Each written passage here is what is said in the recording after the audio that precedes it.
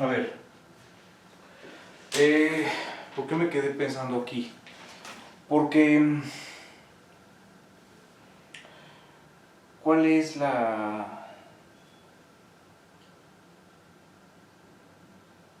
¿Cuál es la...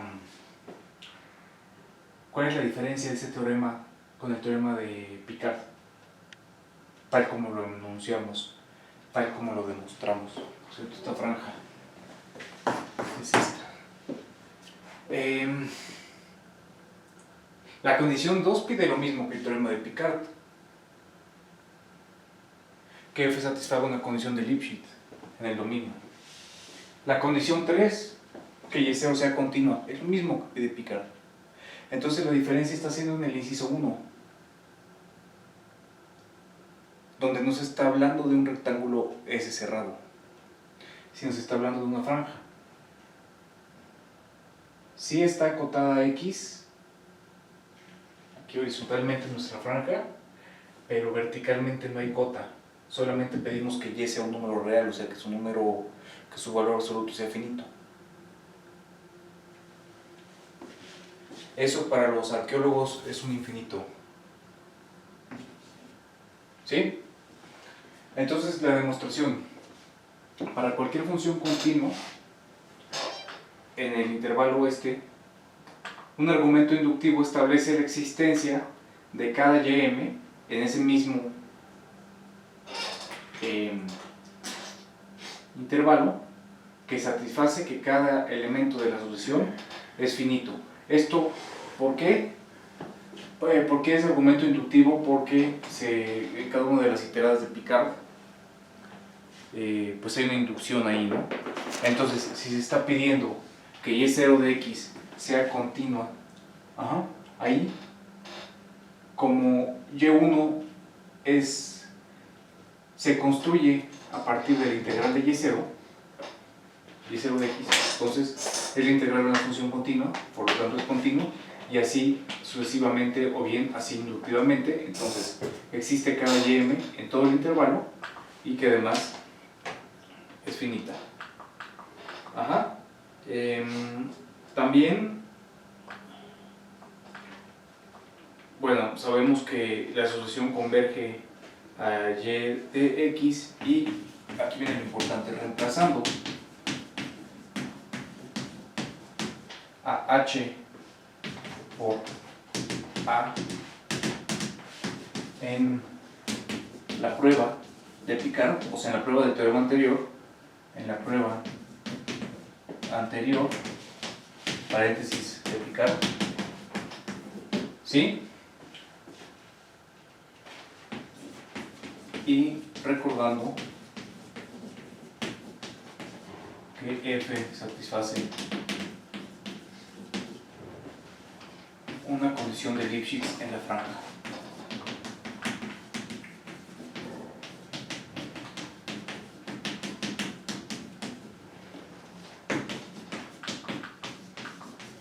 En la franja de Gaza. En la franja, ¿sí?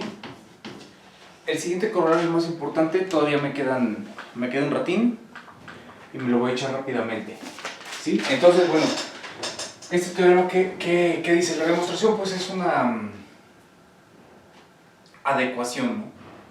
Cambiando el inciso 1 de este teorema, cambiando el inciso 1 del teorema de Picard por esto. Es decir, lo único que está cambiando en las condiciones de este teorema con respecto a las condiciones de Picard es el lado del rectángulo, que en lugar de un rectángulo y con tapas fijas es toda la franja. Entonces, en otras palabras, ¿qué es lo que nos acota en el teorema de Picard? Que la solución esté definida en todo el intervalo. Es decir, la respuesta es, ¿qué es lo que nos acota? Me pido la pregunta, ¿qué es lo que nos acota en el teorema de Picard que la solución esté definida en todo el mismo intervalo que F? La respuesta es, ¿cuál es la diferencia entre las condiciones que pide Picard y las condiciones de este teorema? Aquí está la diferencia. ¿Sí? F está definido en toda la franja, no nada más en un B, en un D menos BB. Entonces, lo que pone una cota a la solución, al intervalo de existencia de la solución, es la B. ¿Sí? Espero que puedan ver eso, si no lo pueden servir.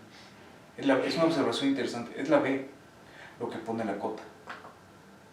Porque si esa B se toma, no hay por qué acotarla, sino que se toma en toda la franja, entonces la solución existe en todo el intervalo. Pero si esa B es un número real en concreto de menos B a B, entonces el intervalo de existencia de la solución va a ser estrictamente menor al de x menos x0a. Y esa es la h del otro teorema, por eso aquí no se habla de h. Entonces, lo que nos pone esa cota a que existe la solución en todo el intervalo, a que la solución sea global, es precisamente esa B. La B de ese rectángulo.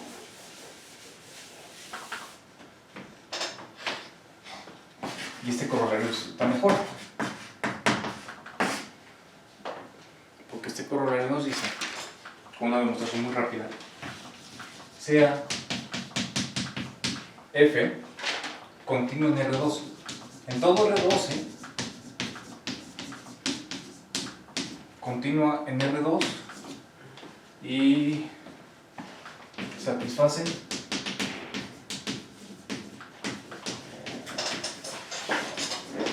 hay un fantasma ahí, doctor Ángeles. ¿Él lo escuchó? Sí. Una condición de Lipschitz en cada franja.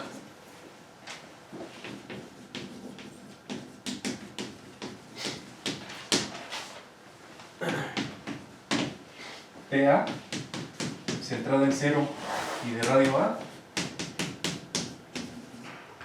y Y finito, con constante de Lipschitz LA.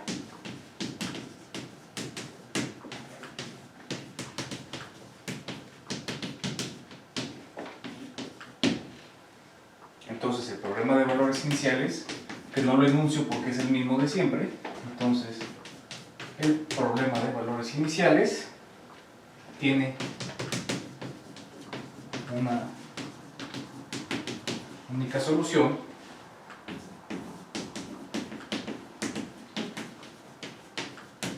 para todo X.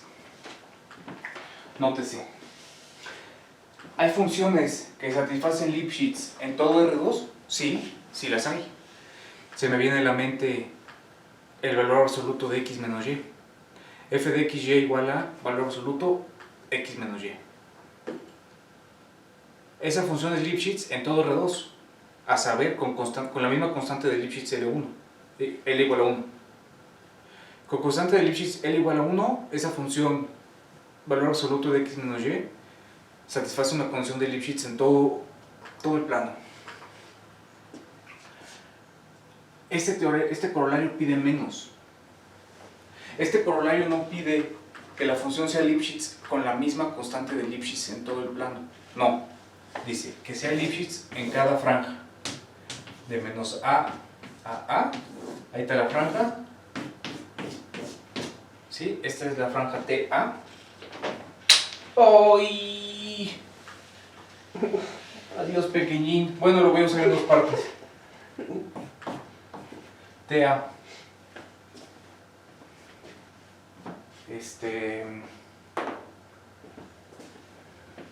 Con constante de Lipschitz LA. Entonces, pero fíjense que realmente es en todo el plano, ¿eh? Porque tomamos esta A, porque está centrado en 0, ¿no? Tomamos esta A grande, por más grande que sea nuestra franja, existe una constante de Lipschitz que la hace ahí. Lo que no dice el teorema, que sería más fuerte, es que esa constante de Lipschitz sea lo mismo en todo el plano. Eso sería más fuerte todavía, ¿no? Entonces, pide que en cada franja de esa forma sea Lipschitz con la constante LA.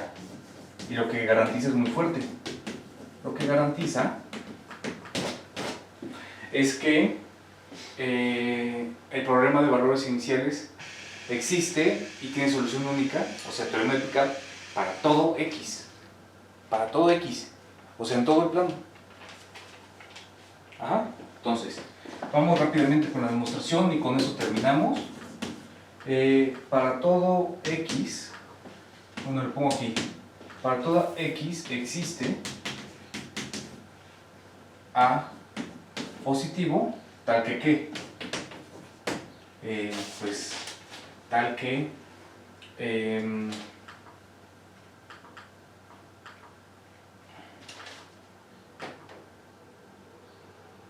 Dios mío, tal que X menos X0 sea igual a A. Ajá. Como la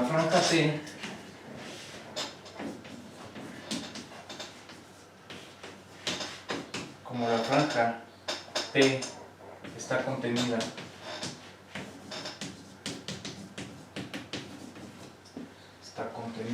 en la franja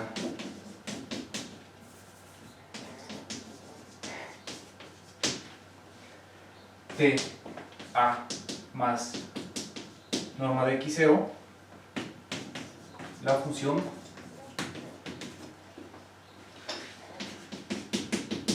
f de xy satisface las condiciones del teorema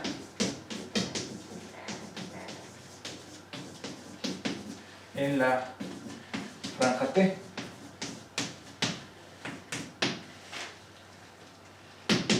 Por lo tanto, el resultado se sigue para toda X.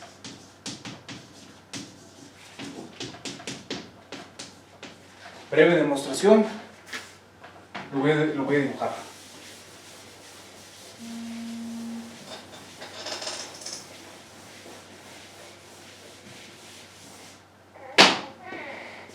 A ver, y vamos a usar, voy a dejar el enunciado del teorema anterior.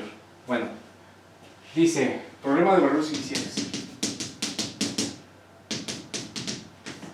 Y' igual a f de xy,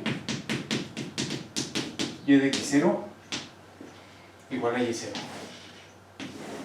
¿Sí? Entonces, aquí está x0, y aquí está y0, ¿sale? Dice esto. Ok. Para toda X existe un número positivo tal que la distancia de X a X0 es menor o igual a A. Claro, tomamos cualquier X, ¿sí? Existe un A tal que se queda contenido en la franja. Supongamos que este es A, esto es X0 más A, esto es entonces X0 menos A. ¿Esta qué franja es? Esta es la franja TA más X0, ¿sí? La franja de radio A y centrada en X0. Dice, como la franja T está contenida en la franja TA más X0, ¿sí? ¿Quién es la franja T de acuerdo a nuestro otro teorema? Sí, acabamos, ¿sí?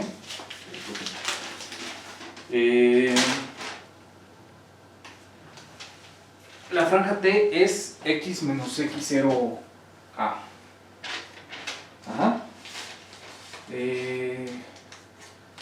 TA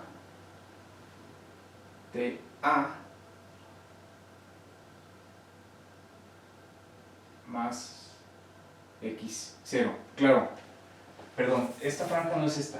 Esta franja es la franja T de radio A, pero desplazada en lugar del centro.